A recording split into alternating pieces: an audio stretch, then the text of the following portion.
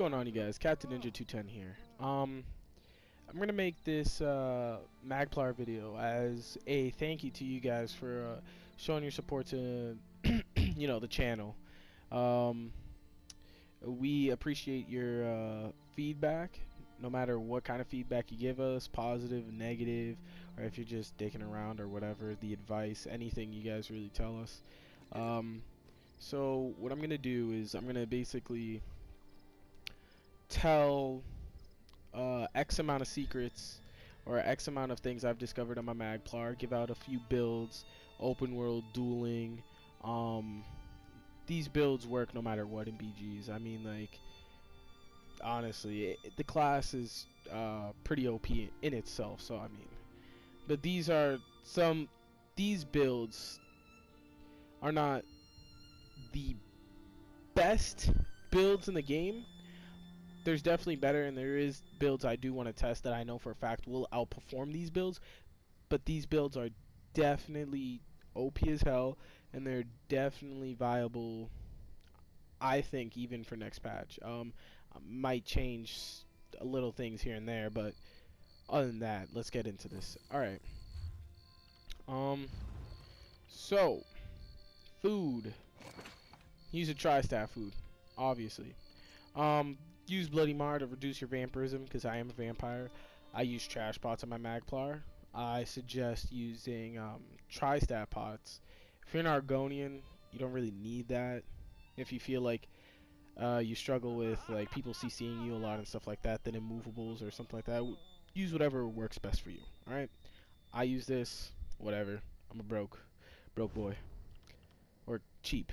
Alright, so front bar, we got a 2-piece willpower because we're using the Inferno Staff.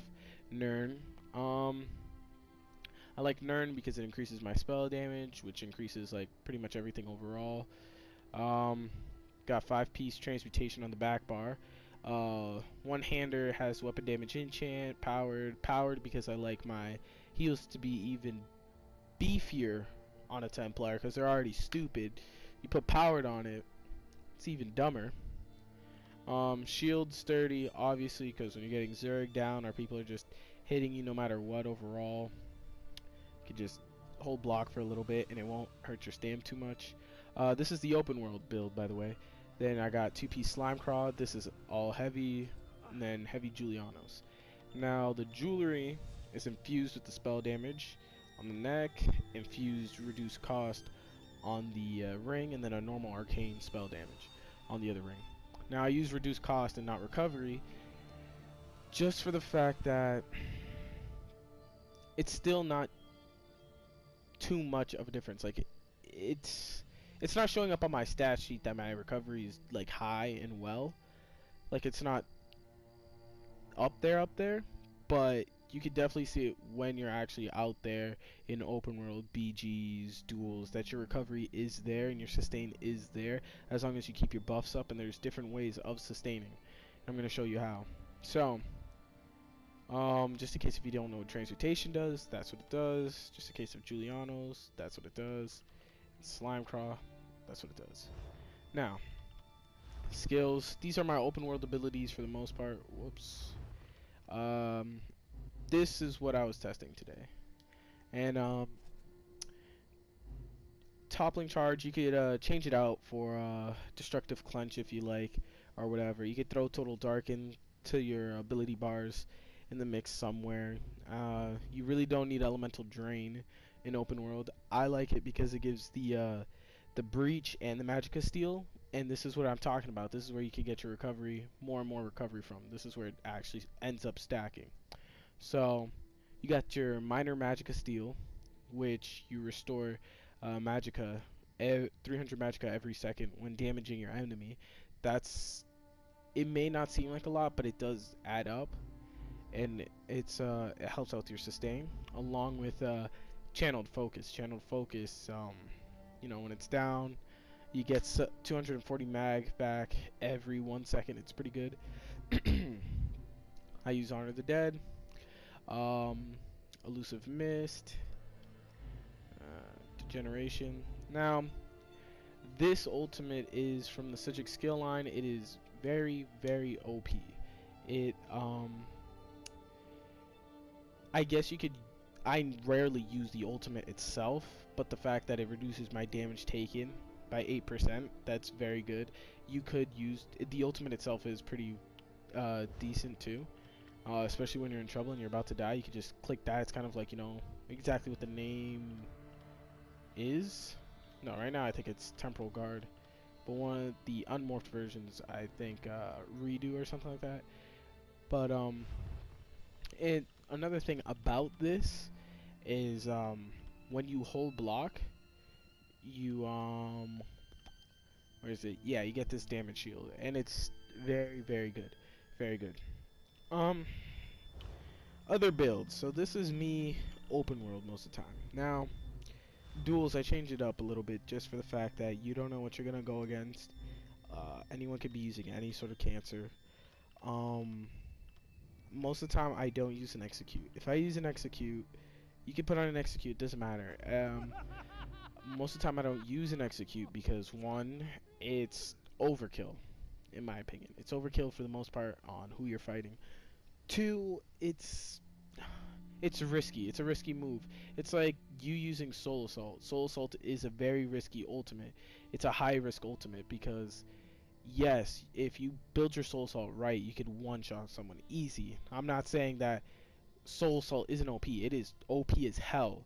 That's what I'm saying. For dueling, if you want to be super cheesy, you could use Soul Assault or Bats. Those are so cheesy.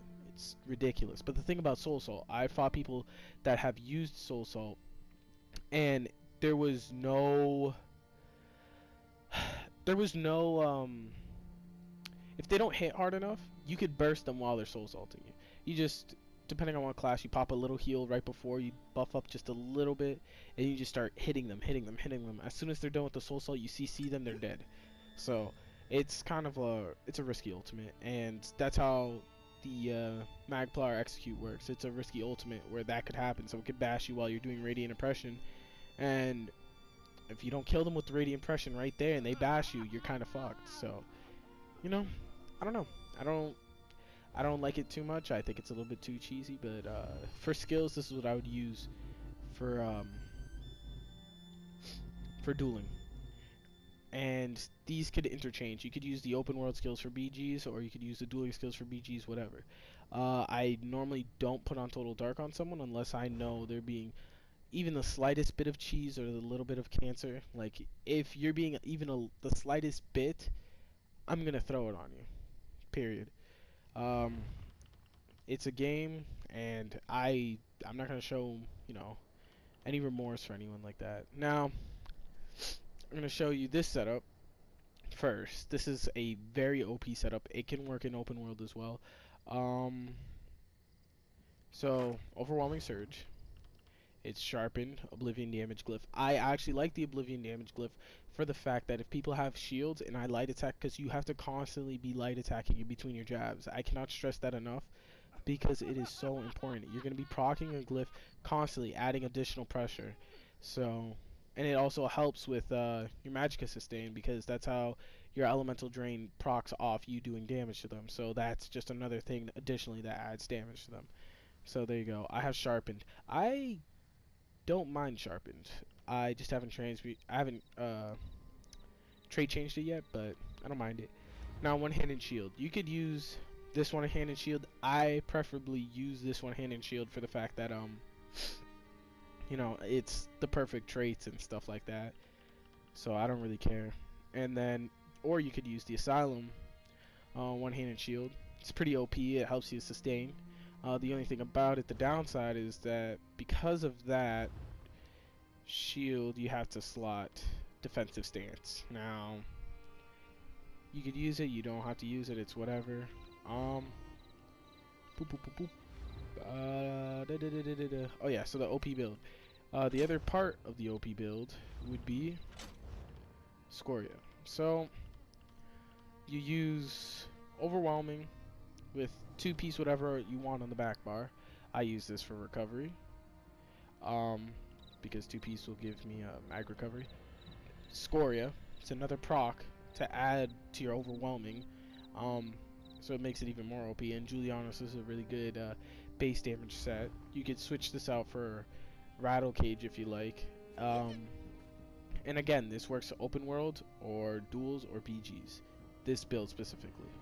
You put on Rattle Cage, you don't have to put on Entropy, by the way. So I have Protective on the neck. And I have, I think it's Arcane and Arcane. Pretty sure. Yep, and it's 1 reduced cost. So 2 spell damage and 1 reduced cost. The only difference is, with this setup, I have 1 Protective to up my resistances even more. So, if I show you the stats, for example, on this guy real quick, my back bar stats are ridiculous. Boom, right there. And using Apprentice, no matter what, I use Apprentice and I am a vamp. Obviously with the Elusive Mist, and that's what I've been testing, open world and duels, and it's the dirtiest combination I've used so far. The most OP one, the most cheesiest one. Now, next one I have my normal dueling setup that I'd normally use. I would use Overwhelming still. I'd still use that Overwhelming. I'd still use this one-handed shield. I'd put on Slime Craw, and I'd put on Light Armor Julie. And I've recently found out that this Spinners one is a lot better, so I'd put on Light Armor Spinners. And obviously your stats, resistance-wise, aren't going to be the same, but trust me, it is still not even that bad. It's not that bad at all for being in light armor. And mind you, I don't even have my CP in the right spots because it's set up for heavy armor, so like those resistances are pretty decent for light armor. I know I could get them higher and all that stuff, but again, mind you, I don't have Undaunted and all that, so like my stat pools and stuff like that could be higher. But there's that. If you want the least cheesiest build possible, it's definitely going to be Light Armor Julie with Slime Craw, with Transmutation on the back bar, and say a Master's Lightning Staff or something like that. Yeah, those are just a few of the gear setups that I've been using, and different combinations. Like, it's mostly those sets. They're pretty OP. I recommend them. Use them, don't use them. Use them however you want to use them. Don't. It's up to you. Skills wise, I've told you my opinion. Most of the time when I'm dueling, I use Crescent Sweep for the fact that the least cheesiest move. You can use whatever other abilities you want. But yeah, these builds, they'll be viable next patch and all that stuff. But you know, it's all up to you and how you like playing and all that. I hope you guys enjoyed the video. Thank you for watching.